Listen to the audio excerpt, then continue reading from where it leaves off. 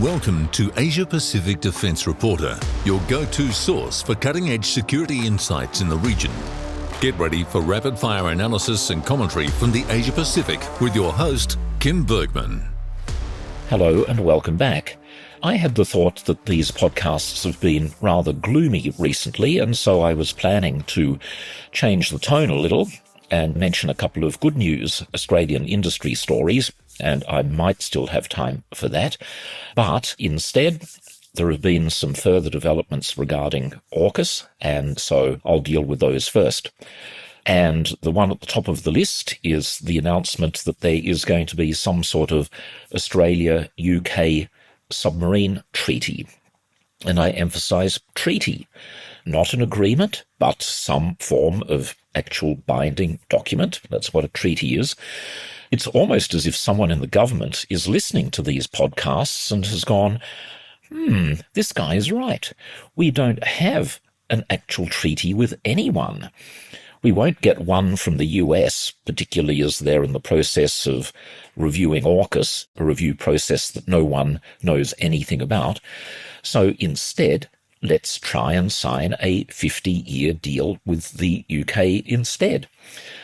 Now, I'm not in a position to monitor all of the extensive media reporting that's been going on about the visit to Australia of their aircraft carrier and a couple of ministers in Sydney and all of this sort of stuff. But you have to remember that our government has committed to giving about $4.8 billion to UK defence industry in a parallel arrangement to the similar amount going to US companies, and more on that in just a moment, which would give UK politicians $4.8 billion good reasons to talk forever about eternal friendship and cooperation between our two nations. Now, I don't see that being mentioned anywhere, but surely that's a relevant factor in all of this outpouring of eternal friendship. Apparently, the treaty document will be tabled in Parliament this week, so I'll be very interested in the detail, but the rhetoric so far makes me want to throw up. This stuff about the UK will always be here for Australia. Has anyone heard of an event called the Second World War? Australia was shockingly underprepared for that conflict because of promises from the UK, admittedly amplified by Australian politicians because it suited their do-nothing instincts, that Mother England would always be there for us. Well, how well did that work out? After the fall of Singapore and the conflict raging in Europe, the UK had no choice but to turn their back on Australia, and fully understandably from their point of view. And we've just had our Prime Minister a couple of weeks ago in a major speech reminding Australia that we had to turn to the United States for help back in the days when John Curtin was our wartime Prime Minister. Now, more recently, the UK in 1968, during an economic crisis, announced the withdrawal of all of their forces east of Suez. To suggest that the UK could make anything more than a token contribution to the defence of Australia is overlooking reality. Just look at a map of the world. These sorts of things seem to be fantasies of the 19th and 18th century when Britannia ruled the waves. It's just not the case in 2025 and the next couple of decades out. There's also a promise of increased industrial cooperation between Australia and the UK. And let me say that the UK has a long, long way to go to have any credibility at all in this domain. Just look at the facts. Australia is buying billions of dollars worth of stuff from the UK. Top of that list at the moment is the Hunter-class frigate program, which is benefiting not only BAE Systems, but also Rolls-Royce and a stack of other UK companies. But we also have the Hawk lead-in fighters. I even remember back to my time with the Jawn project, the Jindalee Over-the-Horizon Radar, that we, back then Telecom, the Australian Prime, GC Marconi was our principal subcontractor. GC Marconi is now part of BAE Systems. BAE Systems is running that contract. But what has the UK done for us in return? The answer to that is almost nothing. Now, I've had a look back through the records, and the last purchase of something from Australia of any significance that I can find by the UK was back in 2008, when they bought a handful of Bushmaster protected mobility vehicles. Since then, nothing, or next to nothing. There are probably some small subcontracts here and there, but if you were to put in the scales the amount that Australia has bought from the UK and the amount that the UK has bought from us, it's just no competition. There's just no comparison. The difference is just so stark. So if the UK wants to talk about increased industrial cooperation, the answer to that is pretty simple. How about you just buy some more of our stuff? Another odd thing about the AUKUS submarine, the one that we're supposedly getting, it weighs 10,000 tonnes. Now, the Royal Australian Navy used to care about Australian specific requirements and needs. Personally, I was always, a little bit sceptical about how unique we are, but anyway, the RAN convincingly won that argument around the design of the Collins-class submarine. All of that has gone, and the only thing that counts these days is for the word nuclear to appear in the title. 8,000 tonnes, 10,000 tonnes, 12,000 tonnes, who cares as long as it's a nuke? And the reason, I think, the RAN wants to be in the big boys club. What's the logic for a 10,000-tonne submarine? No idea. They are less manoeuvrable than a smaller submarine. It's not as good in shallow water. It's easier to detect with an active sonar because it has a bigger surface area than a small submarine that can reflect sound back. So, class, what is easier to detect, an elephant or a mouse? If you said elephant, you would be correct. It's the same principle for a 10,000-tonne submarine compared, say, with a French Barracuda of about 5,000 tonnes. Oh, and there's ongoing vague talk about Australian involvement in a combat system for this future submarine. Well, here's a scoop. There won't be any. And this is for a couple of reasons. Which Australian companies have the skills to develop a combat system? Well, probably none could do it from scratch, but Lockheed Martin Australia was the prime system integrator for the cancelled Attack Class program, and they had done some good work there. Raytheon Australia supports the current US combat system in the Collins fleet, and they have a fair bit of expertise.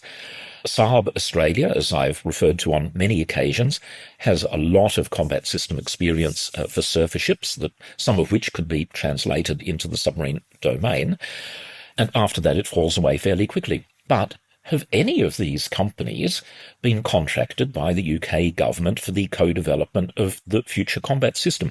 No, they have not. Or at least if they have been, it must all be happening in incredible secrecy. So the UK is happy to take our money, but they aren't giving anything in return.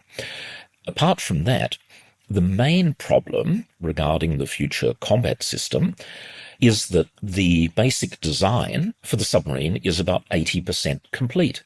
And that's based on, guess what, a British combat system. To now undo that and install another combat system would set the design effort back by several years, and it's been put to me by an expert in the domain, would take it from about its current 80% mark back down to 40%. So I just think that that's a non-starter. But let's see what's in the treaty. I might be pleasantly surprised. Now, as I reported on the weekend, and you can find this online, another $800 million is going to the United States. That country, politically seems to be falling apart with the whole Trump-Epstein business. People can look at that if they want. There are issues about the trustworthiness of the United States, with Tulsi Gabbard, the Director of National Intelligence, accusing former President Barack Obama of treason. All the evidence shows the complete opposite. This is the world that we live in. Anyway, my report was based on not only this $800 million going to the US, but more significantly, testimony to the Senate Armed Services Committee of Admiral Daryl Caudle, the incoming Chief of Naval Operations, who expressed grave reservations about whether the US would be able to build enough Virginia-class submarines to be able to sell second-hand ones to Australia. Now, his testimony is online. My article is online. I'm not going to read the whole thing, but I'll give you a couple of quotes. This is Daryl Caudle, the next Chief of Naval Operations, referring to the US industrial base. He said, "That's going to require a transformational improvement, not a 10% improvement, not a 20% improvement, a 100% improvement. We need a transformational improvement to deliver twice the capacity that we are currently delivering."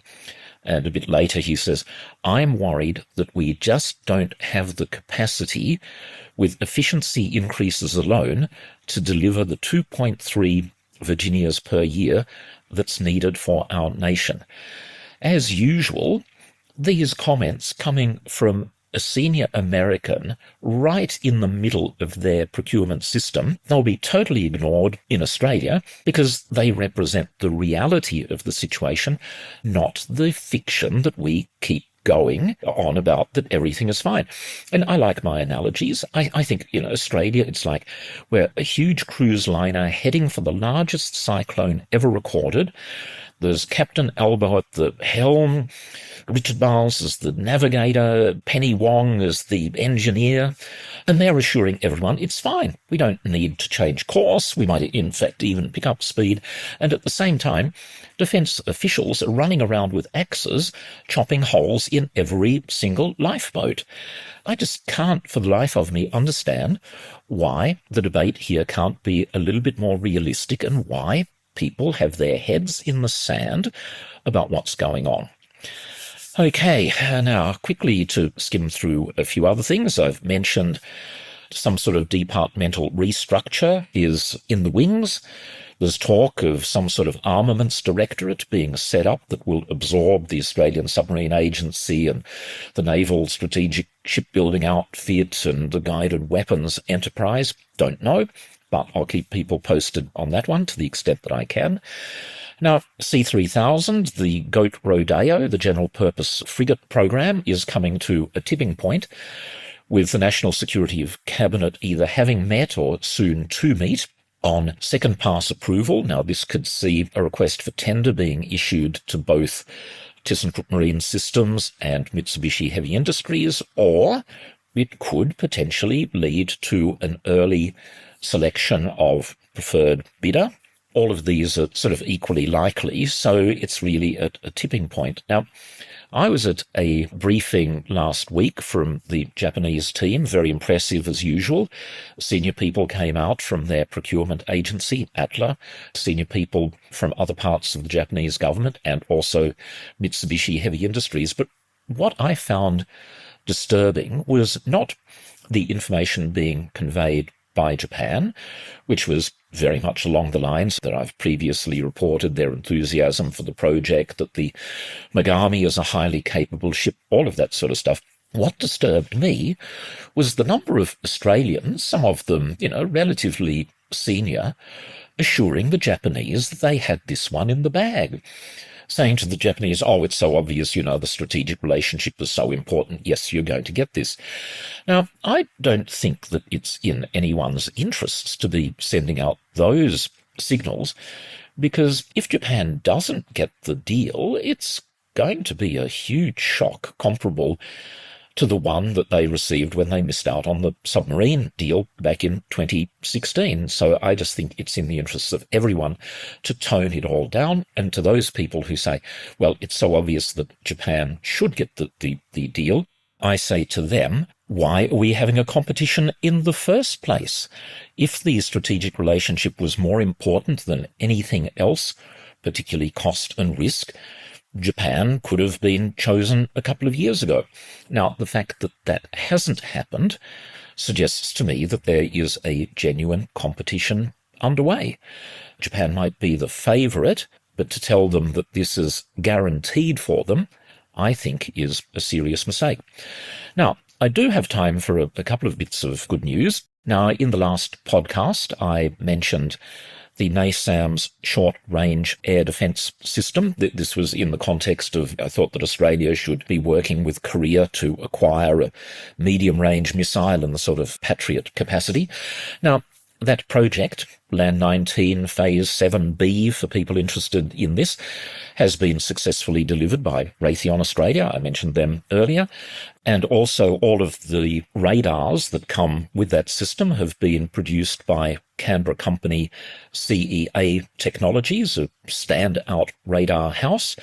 So that's a good news story there. Another piece of good news was that the company Drone Shield, specialists in counter-UAS work, particularly in the sort of the lower end, countering what are called Class 1 and Class 2 drones. These are the little quadcopters that are being used so effectively in Ukraine. They have finally won a contract, probably a couple of contracts with the ADF, just small ones, but it's at least going to get some demonstration systems in the field. Now, at the event in Parliament House, there were quite a few representatives there also from the ADF, including our drone racing team. There's an international competition that takes place every year. Australia has won this for the last 4 years in a row, racing these little quadcopters around fixed courses. Now, what I would like to see happen is that our drone racing people going up against, say, 12 of these new Abrams main battle tanks.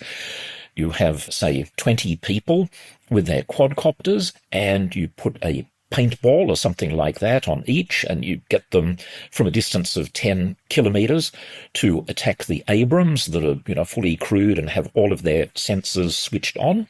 And I suspect, my prediction is that within about 5 minutes, every single Abrams would be coated in blue paint, because as we're seeing in Ukraine, the lifespan of a main battle tank on the modern front is probably about 5 minutes or less. And yet, here we go, billions of dollars going on these dinosaurs. I'll come back to that. So that's another little piece of good news. But I'll have to conclude again with a bit of negativity. I've been nasty about the UK. I've been nasty about the reality of industrial cooperation. I don't think that that's going to happen. I've been nasty about the US having to face the reality that they will not have enough submarines, Virginia-class submarines of their own, to be able to sell some to Australia. But the reality is that they are retiring their older Los Angeles-class attack submarines faster than they can build new ones. So it's just such an obvious road smash, which Australia is in denial about. But the final gloomy thought, F-35s. I've spoken very positively about the F-35 program. But recent news coming out of the United States is painting a less than happy picture. The United States Air Force has cut in half the number of F-35s that they have ordered for this year, and the rationale seems to be that the Block 4 upgrade, which again I've referred to in the past, is not quite as successful as I had been led to believe it was. Anyway, I'm going to explore that one in future as well. Thank you very much for listening. Goodbye for now, and see you next time. That's today's Asia Pacific Defence Reporter. For more in-depth articles, expert opinions and exclusive interviews, visit AsiaPacificDefenceReporter.com. Stay informed, stay ahead. This is your source for all things defence. Until next time.